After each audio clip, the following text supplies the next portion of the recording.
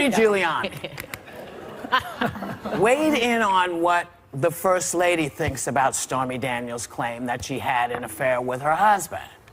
Here's Rudy Giuliani's take on it. She believes in her husband. She knows it's untrue. I don't even think there's a slight suspicion that it's true when you look at Stormy Daniels. Look at his three wives. Right?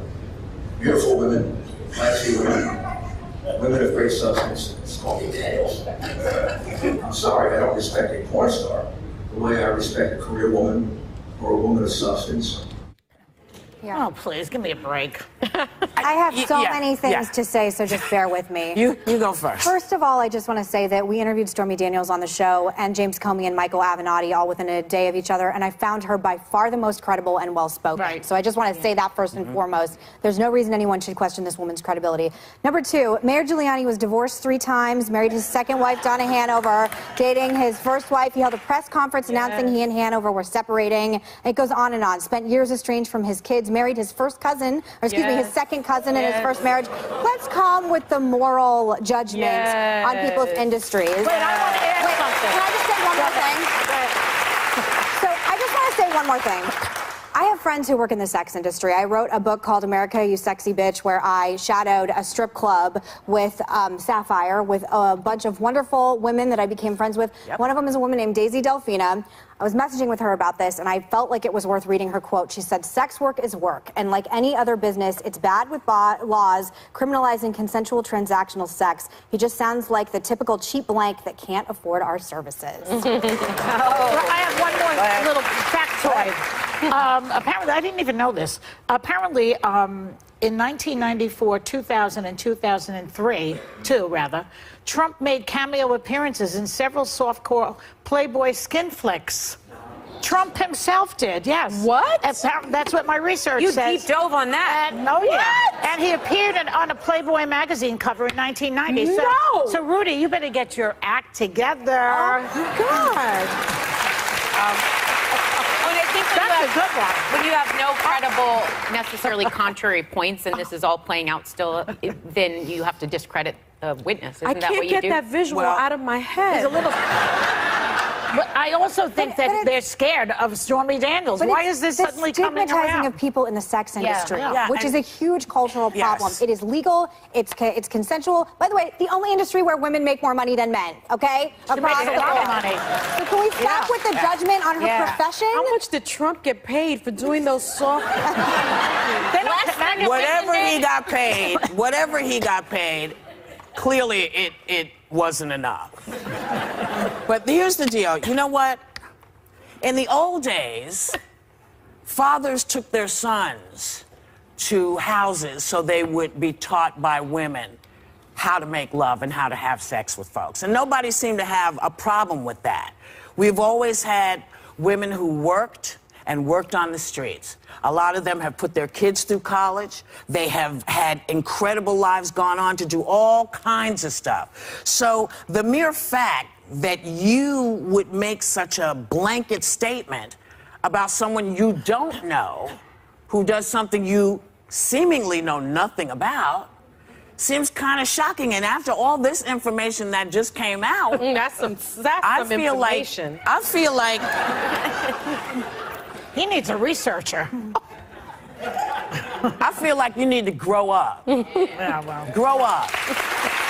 We'll be right back. A week after Kim Kardashian went to the Oval Office to ask that great-grandmother Alice Johnson be granted clemency for a nonviolent drug offense, Johnson walked out of prison after 22 years and had a tearful reunion with her family. You know, and we know that lots of people have been trying to bring this to the attention of someone to help get this woman out. And so does Kim Kardashian deserve some credit for helping to make this happen? I think she deserves a lot of credit. Even the family gave her that credit. Sometimes I know there have been a lot of people working on this, and it was an organization. Kim actually saw their video on Twitter. But just like anybody fundraising, there's always they always bring in a name of some form to give it a little push, even if that's why people tune in. A lot of people listened, including President Trump, because Kim brought it in. So I think this is an instance where she used her platform and educated herself, and I say bravo. Yeah. But Kim also has 112 million followers on Instagram and 60 million on Twitter. So, you know, if he's thinking of running again, he's got that nice little constituency over there. So this is not an accident that Kim had influence on him. And good for her. I agree with that. Yeah. But he has motives. He has motives. Well, he probably does have motives, but I agree with you, Sarah. I think it's really important that prison reform take place, and if it takes Kim Kardashian meeting with the president to get that done, it's a wonderful first step. There are 110 case studies right now of people serving life in prison without the possibility of parole for non-violent drug offenses. 110 lives. And even though I was a prosecutor during the times of the mandatory minimums and the sentencing guidelines, it was always something that bothered me. It takes all the discretion away from judges, and it's really a living death for those people for non-violent offenses. Right. I think it just shows the power and importance of showing up and taking a meeting, as we have said and talked about on this show, that there's a lot of people who won't even meet with Trump for all these reasons. Kim, I think I read that she didn't want to smile in the photo because she wanted to make sure that she showed that she was taking it very seriously and not necessarily supporting him. And I think it just shows the power of showing up and having a conversation, which I wish we were doing more of. And she 100% deserves majority of credit on that. He loves and I think it also, you know, we should, as you said, you know, really take a look at what's happening in federal prisons, because the population started falling for the first time in decades under O. But there are concerns that there are a lot of rollbacks happening. Like last May, Jeff Sessions ordered prosecutors to charge as aggressively as possible, even in cases of nonviolent offenders. And he's called sentencing reform and correction, the Sentencing Reform and Corrections Act, which would reduce some mandatory minimum sentences, a grave error.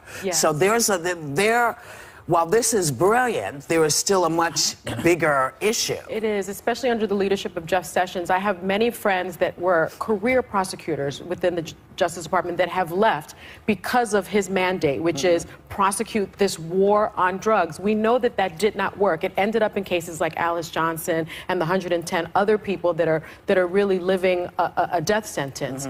And I hope that this somehow reached the president and he understands this prison reform that Jared Kushner, I believe, has been working with him, really, really needs to happen. Maybe it is a dream, but I'm He so just hopeful. loves celebrities. Isn't he taking Dennis Rodman to the Korean summit with him? I mean, he loves a celebrity. Yeah, but this... But Dennis would have gone in. Dennis would have been there no matter what. I mean, he's friends with Kim Jong, you know. But this woman got her life back, and you look at this family and the video of them, and you just say this. Even though you could say it's a small step, it's one entire life, and like she's back with her family where she should be. She possibly, arguably, overserved her time, and well, I mean, life. They gave her life without parole. Without parole, non-violent drug life. Yeah. That's like you're never getting out of it. Life. Yeah.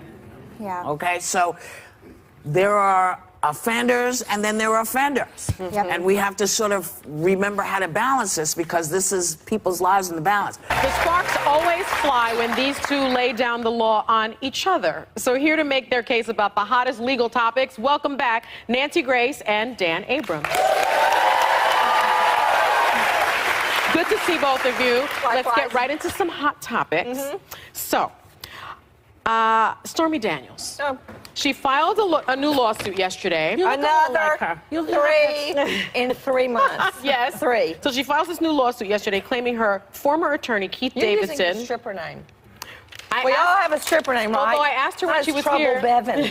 I asked her when she was here, would she prefer us to call her Stephanie Clifford, and she said no, Stormy Daniels. So anyway, she claimed her old attorney, Keith Davidson, colluded with Trump's fixer, Michael Cohen.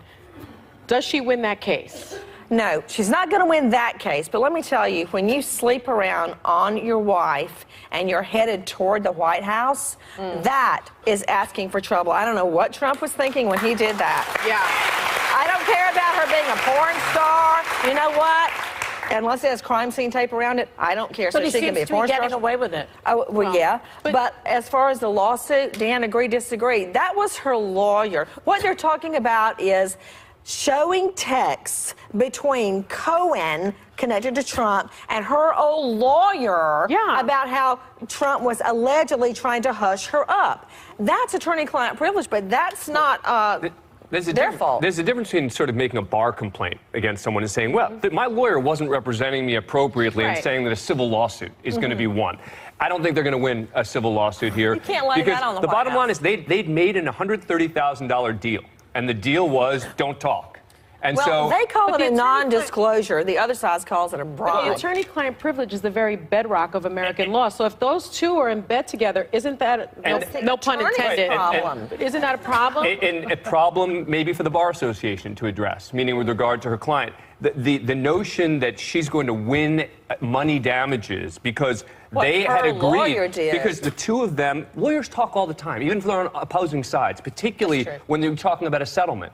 And after a settlement, and you say, look, here's what our agreement was. Are we cool with this? Are we going to move forward? Is this okay? Well, I disagree with both of you, but... Okay, wait a minute. What Dan is saying... You think he's going to win? Yes, I do. I think Avenatti is pretty skilled. I know that he's blocked you on Twitter, though, Dan. Yeah, you know, he blocked me on Twitter. Why? I guess. I mean, honestly, at first I didn't know why. And now you know. Well, I have a site called Law and Crime, which has written some things which have been critical of him. They've also written things that have supported him. When he saw the things critical of him, he immediately apparently blocked me and blocked Law and Crime. And I guess he doesn't like it when I say I don't think he's going to win this lawsuit, but... That's, you know, that's the way the world is. Lawsuits, he's not going to win. Well, Dave Wedge, a spokesman for Keith Davidson, called the lawsuit outrageously frivolous. So he agrees with me. There you go. Okay, can we move on? So the president just commuted the sentence of Alice Marie Johnson. We were talking about it earlier, serving a life sentence without parole, first-time nonviolent drug offense. She was accused of being the queen pin of a drug operation. What do you think of this? I don't have a problem with commuting the sentence. The question becomes the process, right? There has to be some level of consistency in the process. So either we're going to say nonviolent drug offenders who commit this sort of crime aren't going to serve this kind of time across the board, whether Kim Kardashian comes in or not. That's got to be the standard. I mean, the standard can't be when Kim Kardashian comes in, then we make changes. If you can't get Kim Kardashian on your side, then you're going to serve life. I mean, there's got to be a level of consistency. I think on this, she was not a drug user. I advocate treatment, rehab, no jail for a first-time drug user. She was part of a scheme to distribute drugs. That's, which I think deserves jail time.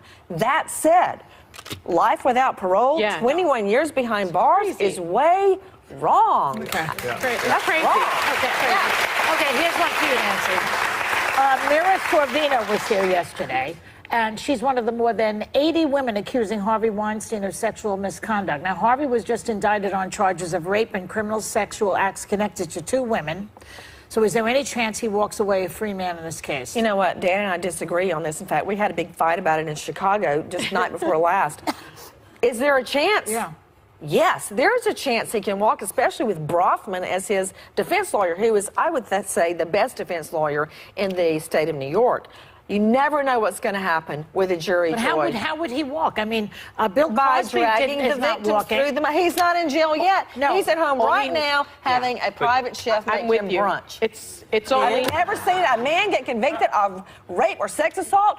No. That's when you get fingerprinted and you get taken out of the courtroom in handcuffs. Why is he at home? He only needs one juror. He only needs one juror. But one juror would hang the case, and they would try him again. Maybe. Or turn the rest of There's no question they would try him again. In this environment, no question. It's if there's about a hung time. jury, No thanks to Cyrus Vance. Well, look, and that's a separate question. He's the DA in Manhattan and got a lot of criticism for not charging Harvey Weinstein earlier. But look, there's one of these cases we don't know anything about. Right? We know about the 2004 incident. One of the victims has remained anonymous. Right. And the fact, not uncommon. it's not just the victim, the facts surrounding it remain. So I can't even say whether I think that there's going to be a good chance or not. Why should you, Dan Abrams? It's none of your business just because you're in the media. You were just talking about whether you thought there'd be a conviction, and then I shouldn't talk about it. I'm saying that there's always a chance that somebody can walk, even with a strong case. Okay, obviously. However, in this case, based on the one charge that we know about, there should be a conviction. Rape victims often go by like their first letter or Jane Doe because for some reason they feel like it's their fault. No, that I get, but we just don't. We're going to learn more about the 2013 case. I think Nancy's right. About what? I mean, what about everything? I'm just trying to figure out, like, what did I get wrong in this By the particular way, discussion? Weinstein himself has denied all allegations of non-consensual sex and has pleaded not guilty to the charges in the case. He claims that it was all That's consensual. such a nice way to put it, Joy. Why would anybody have consensual sex with him Sounds like putting perfume on a pig. It's rape. You know, Nancy, when you're not talking about crime on TV and radio, you're writing fictional Hallmark movies about everything. You've written a new one called Haley Dean Mysteries. It's out this month. My mother is obsessed with this.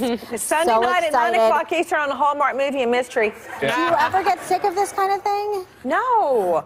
I love solving mysteries and I love solving crimes. And the thing I love about Haley Dean is that at the end of those books, it's solved, and you get a nice, clean, understandable ending, and justice is always served. Of course. And I can't think of a better partner than Hallmark. Yeah. Okay. Oh, it's 9 wonderful. o'clock Sunday night. Dan and I will be watching it together. And then, Dan, we have to talk about your fabulous new book. You have a new book out this week. It takes us back to Abraham Lincoln's last big murder trial before he became president. What can you tell us about it? This is the only transcript that exists of any case Abraham Lincoln has ever argued. It was only discovered in 1989 in a box with a bow around it in the garage of the great-grandson of the defendant. Wow. And we laid out this murder case. It's a self-defense case, really compelling case, with Lincoln for the defense. And we tell the whole story surrounding this transcript. And it's no one ever took I'm trying not to give it away. No one ever took notes on what Lincoln You said weren't. in court. There was no such thing as transcribing really back then. So it was really. This is the same transcriber who did the Lincoln-Douglas debates. And it was a new field, so it was really rare to have transcripts of anything. It is fascinating. Lincoln was a lawyer. A defense lawyer, believe it or not. At times. Thanks to Nancy Grace and Dan Abrams. You can catch Nancy's Haley Dean Mystery Series the next 2 Sunday nights on Hallmark Movies and Mysteries. Woo! Dan's book, Lincoln's Last Trial, is available now. And guess what, audience? Guess You're what? all going home with a copy.